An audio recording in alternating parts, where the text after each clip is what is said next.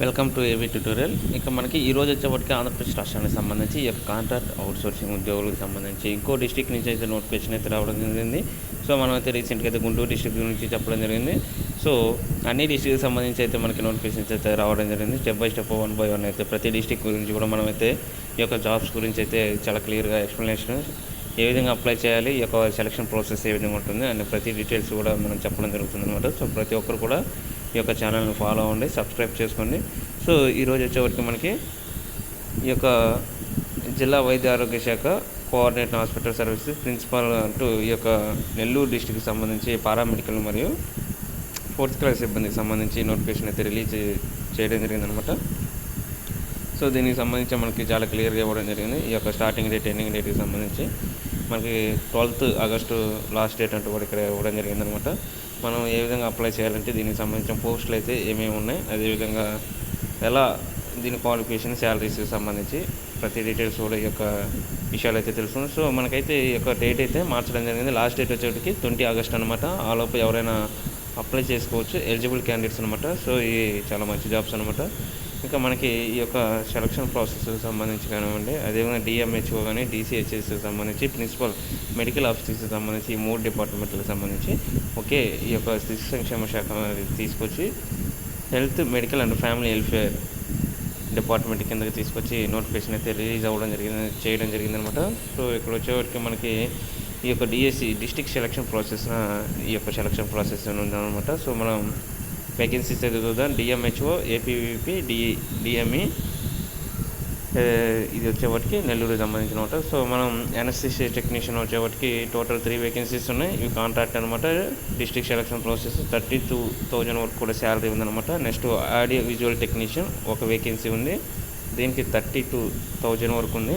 Biomedical engineer వచ్చేవాటికి ఒక vacancy ఉంది, ఇది 54,000 వరకు ఉందన్నమాట. డెంటల్ హైజీనిస్ట్ ఇది ఒకటి వచ్చేవాటికి ఒక వేకెన్సీ ఉంది, 32,000 వరకు ఉంది. డైటీషియన్ వచ్చేవాటికి 0 అనమాట, ఎటువంటి వేకెన్సీస్ లేవు అనమాట. అదేవిధంగా రేడియోగ్రాఫర్ వచ్చేవాటికి 5 వేకెన్సీస్ ఉన్నాయి, ఇది వచ్చేవాటికి 35,000 అవుతుంది. ఈసీజీ టెక్నీషియన్ వచ్చేవాటికి ఒక వేకెన్సీ ఉంది, దీనికి వచ్చే 32,000 అవుతుంది. ఎలక్ట్రీషియన్ వచ్చేవాటికి 22,000 అవుతుంది, ఈ 5 వేకెన్సీస్ ఉన్నాయి. జనరల్ డ్యూటీ అటెండెంట్ 33 వేకెన్సీస్, ఇది వచ్చేవాటికి 15,000 వరకు ఉంది. అవుట్ సోర్సింగ్ అనమాట ఇంగ్లీష్ నుంచి. ల్యాబ్ అటెండెంట్ ఇది వచ్చేవాటికి 0 వేకెన్సీస్ అనమాట. ల్యాబ్ టెక్నీషియన్ గ్రేడ్ 2 వచ్చేవాటికి 6 వేకెన్సీస్, 32,000 వరకు ఉంది. ఆఫీస్ సబార్డినేట్ 10 వేకెన్సీస్, ఇవి 15,000 వరకు అనమాట. ఇక ఆప్థమాలజిస్ట్ అసిస్టెంట్ ఆర్ రిఫ్రాక్షనిస్ట్ అనమాట. సో ఇది వచ్చేవాటికి కాంట్రాక్ట్ బేసిస్ అనమాట. ఇక ఆప్టోమెట్రిస్ట్ ఇది వచ్చేవాటికి ఒక వేకెన్సీ ఉంది, 37,000 అనమాట. పర్ఫ్యూషనిస్ట్ వచ్చేవాటికి కాంట్రాక్ట్ బేసిస్ ఉందనమాట. అదేవిధంగా ఫార్మసిస్ట్ గ్రేడ్ 2 సంబంధించి 4 ఉన్నాయి, ఇది 32,000 కాంట్రాక్ట్. ప్లంబర్ వచ్చేవాటికి 2 ఉన్నాయి, 15,000 అవుట్సోర్సింగ్. రేడియేషన్ సేఫ్టీ ఆఫీసర్ ఇది ఒకటి ఉందన్నమాట, 61,000 వరకు ఉంది. ఇంకా స్పీచ్ థెరపిస్ట్ వచ్చేవాటికి 2 వేకెన్సీస్ ఉన్నాయి, contract basis 40,000. Sanitary work cum watchman అనమాట 4 వేకెన్సీస్, 15,000 వరకు ఉన్నాయన్నమాట. దీనికి సబ్మిషన్ ఆఫ్ లాస్ట్ డేట్ వచ్చేవాటికి 20 అనమాట. అక్నాలజ్మెంట్ అయితే మనం ఈ యొక్క అప్లికేషన్ అనేది అక్కడ ఇచ్చేస్తే మనల్ని ఫిల్ చేసేసి ఈ యొక్క 20th లోపు ఇచ్చేస్తే మనకి అక్నాలజ్మెంట్ అనేది ఒకటి ఇస్తారనమాట. అది ప్రూఫ్ అనమాట. మన రిజర్వేషన్ సంబంధించి 42 years వరకు కూడా ఉన్నదనమాట. ప్రతి ఒక్కరికి ఎస్సీ, ఎస్టీ, బీసీ మైనారిటీ వాళ్ళకి రిజర్వేషన్స్ అయితే అప్లై అయితే. ఇక అదేవిధంగా మనకి క్వాలిఫికేషన్ చూసుకున్నట్లయితే ఎన్ఎస్సిసి టెక్నీషియన్గా must have passes intermediate with science group and 2 years diploma అనమాట ఎనస్థీసియా. అదేవిధంగా ఏపీ పీబీఎండి దీంట్లో 3 స్టే ఉండాలన్నమాట. ఆడియో విజువల్ టెక్నీషియన్కి వచ్చేటికి MCA or BTech, ECE, CSC, IT అనమాట కంపల్సరీ చేసి ఉండాలి. ఇక ఆడియోమెట్రిషియన్ టెక్నీషియన్ వచ్చేవాటికి దీనికి సంబంధించి ఖచ్చితంగా బీఎస్సీ ఆడియాలజీ చేసి ఉండాలన్నమాట, డిప్లొమాలో అయినా సరే. బయోమెడికల్ ఇంజనీరింగ్ కంపల్సరీగా బీటెక్, బీఈ, ఎంటెక్, ఎంఈలో వచ్చే బయోమెడికల్ ఇంజనీరింగ్ అనే సబ్జెక్ట్ కలిగి ఉండాలి. బయోమెడికల్ టెక్నీషియన్ కూడా సేమ్ అనమాట. అదేవిధంగా ఆంధ్రప్రదేశ్ గవర్నమెంట్ ఆఫ్ రికగ్నైజ్ అయితే పొంది ఉండాలి, ఈ యొక్క ఏదైనా యూనివర్సిటీ గుర్తింపు పొందిన యూనివర్సిటీ నుంచి. కార్డియాలజీ టెక్నీషియన్ వచ్చేటికి ఫస్ట్ ఏడు వచ్చేవాటికి BSc degree from recognise university, 2 years cardiology diploma అనమాట. దీనికి సంబంధించి స్పెషలైజేషన్ కలిగి ఉండాలి. అదేవిధంగా మస్ట్ బి రిజిస్టర్డ్ ఏపీపీఎంబీ అనమాట.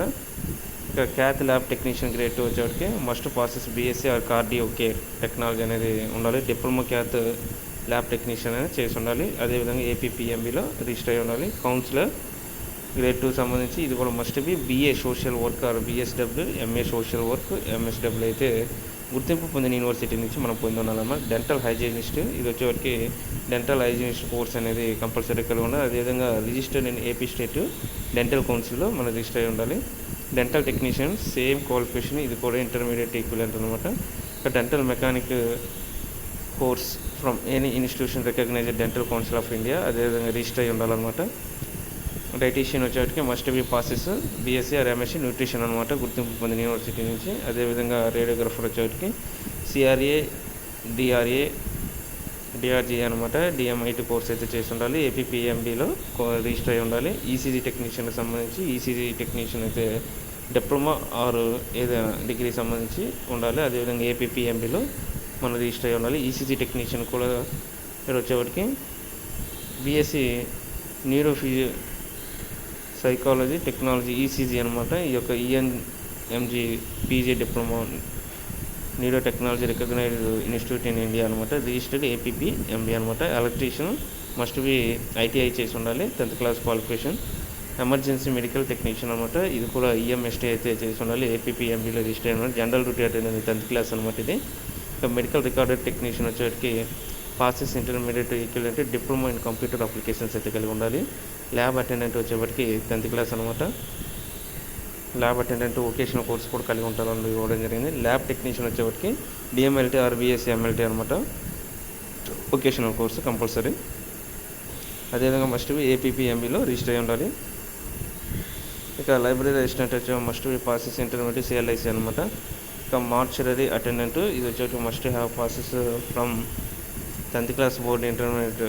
ఇదైతే ఎంఆర్ఐ టెక్నీషియన్ అనమాట, దీనికి సంబంధించి ఓటీ టెక్నీషియన్ కానివ్వండి. Occupational therapist, office subordinate 10th class. ఇంకా ఇవన్నీ నేను స్టెప్ బై స్టెప్ ఎక్స్ప్లెయిన్ చేయాలంటే చాలా టైం పడుతుంది కాబట్టి ఫ్రెండ్స్ ఒకసారి మీరు చూసుకోండి. పాజ్ చేసి వీడియోస్ నేను స్లోగా స్క్రోల్ చేస్తుంటాను. పర్ఫ్యూషనిస్ట్ అనమాట, ఇది వచ్చేప్పటికి intermediate equivalent 2 years diploma perfusion technician అనమాట. ఫార్మసిస్ట్ గ్రేడ్ 2 ఇది వచ్చేటికి బీఫార్మసీ చేసి ఉండాలి. అదేవిధంగా రికగ్నైజ్ యూనివర్సిటీ నుంచి మనకి ఈ యొక్క ఫార్మా కౌన్సిల్లో రిజిస్టర్ అయి ఉండాలన్నమాట. న్యూక్లియర్ ఫిజిసిస్ట్ అనమాట, ఇది must be passes MSc degree in physics or nuclear physics అనమాట, మనం ఖచ్చితంగా ఇది పొంది ఉండాలి. అదేవిధంగా ఫిజియోథెరపిస్ట్, దీనికి సంబంధించి కూడా physiotherapist BSc bachelor of degree in physiotherapy or APPMB register అయి ఉండాలి. Plumber must have SSC ITI trade అనమాట, ఫిట్ ట్రేడ్ అనమాట ఇది. Radiography safety officer, so radiographical five system అనమాట. So radiography technician, speech therapist, pathologist and audiologist, speech therapist, sterilisation technician, store attendant ఇది must have 10th class అనమాట. ఇది ఒకటి. Sanitary worker come watchman ఇది కూడా 10th class అనమాట. So ఇవన్నమాట మనకి 42 years వరకు ఏజ్ లిమిట్ ఉంది అనమాట. ఇంకా 250 రూపీస్ అనేది జనరల్ క్యాండిడేట్స్ ఓసీ వరకు ఉంటుంది. ఎవరైతే ఎస్సీ ఎస్టీ బీసీ వీరు ఉంటారో ఫిజికల్ అండ్ ఛాలెంజ్ అనే పర్సన్స్ వాళ్ళకి ఎటువంటి ఎగ్జామ్స్ ఫీజు అయితే లేదనమాట. ఇది చాలా క్లియర్గా ఇచ్చారు. Must enclose a demand of toward application process in favour of district medical and health officer Nellore district అంటూ చాలా క్లియర్గా మెన్షన్ చేసి ఇవ్వడం జరిగిందనమాట. దీని మీద మనం డీడీ అయితే తీసేయాలి. ఇక టోటల్ మనకి సెలక్షన్ ప్రాసెస్ 100 మార్క్స్ ఉంటుంది. ఖచ్చితంగా మనకు వచ్చినటువంటి పోస్ట్ని బట్టి ఆ యొక్క పోస్ట్ కొన్న క్వాలిఫికేషన్లో ఈ యొక్క 75% అయితే తీసుకుంటారు అనమాట. మార్క్స్ అయితే 10 years అయితే మనకి 10th అయిపోయిన కానీ నుంచి ఎన్ని ఇయర్స్ అయిందో 10 years ఆ యొక్క స్కోర్ అయితే యాడింగ్ ఉంటుంది. అదేవిధంగా కరోనా టైంలో ఎవరైతే వర్క్ చేసి ఉన్నారో ఆల్రెడీ ఈ యొక్క కాంట్రాక్ట్ అవుట్సోర్సింగ్గా వర్క్ చేస్తూ వాళ్ళకైతే 15 మార్క్స్ వరకు కూడా మ్యాక్సిమం మార్క్స్ అయితే యాడింగ్ ఉంటుంది. ప్రతి 6 monthsకి 5 మార్క్స్ లెక్క. సో అదేవిధంగా మనకి ఈ యొక్క సర్టిఫికేట్స్ ఏవైతే ఉంటాయి ఎస్సీ ఎస్టీ బీసీ వాళ్ళైతే బీసీ ఈ యొక్క caste certificates, physically challenge person వాళ్ళు కూడా ఈ యొక్క సర్టిఫికేట్, స్పెషల్ సర్టిఫికేట్స్ అన్నట్టు స్పోర్ట్స్ కోటా ఉన్న వాళ్ళు కానీ ఇలా ప్రతిదీ ఉన్నవాళ్ళు ఖచ్చితంగా సర్టిఫికేట్స్ అనేవి సబ్మిట్ చేయాలన్నమాట. Compulsory Aadhaar card, 10th marks memos, మన క్వాలిఫికేషన్స్ అన్ని మార్క్స్ మెమోస్, ఏదైతే అప్లికేషన్ ఫామ్ ఉంటుందో అప్లికేషన్ ఫామ్స్కి వీటన్నిటిని అటాచ్ చేసేసి మనం వెళ్ళి ఇవ్వాలన్నమాట. ఇచ్చిన తర్వాత మనకి అక్నాలెడ్జ్మెంట్ స్లిప్ అంటూ ఒకటైతే వాళ్ళైతే ఇవ్వడం జరుగుతుందన్నమాట. అదేవిధంగా 4th to 10th వరకు కూడా మనం ఈ యొక్క స్టడీ సర్టిఫికేట్ కూడా సబ్మిట్ చేయాల్సిన అవసరం అయితే ఉందన్నమాట. మనకి దీనికి సంబంధించి పోస్టులు అయితే చాలా ఉన్నాయి. డిస్టిక్ వైజ్కి సంబంధించి ఇది అనమాట. ఇది మనకి వెల్ఫేర్ డిపార్ట్మెంట్ నుంచి కంప్లీట్గా రిలీజ్ అవ్వడం జరిగింది. చాలా క్లియర్గా ఇచ్చారు అనమాట. సో 20th ఆగస్ట్ అనమాట లాస్ట్ డేటు. ఈలోపు ఎవరైనా ఇంట్రెస్టింగ్ క్యాండిడేట్స్ ఉంటారో, ఎవరైతే దీనికి ఎలిజిబుల్ క్యాండిడేట్స్ ఉంటారో వాళ్ళందరూ కూడా అప్లై చేయండి. సో ఇంకో రోజు ఇంకో డిస్టిక్ సంబంధించి నోటిఫికేషన్ వస్తే రేపు ఇంకో డిస్టిక్ సంబంధించి ప్రతి డిస్టిక్ గురించి కూడా మనం చెప్పడం జరుగుతుంది. సో ప్రతి ఒక్కరు కూడా అప్లై చేసుకోండి. ఛానల్ సబ్స్క్రైబ్ చేయండి. Thank you.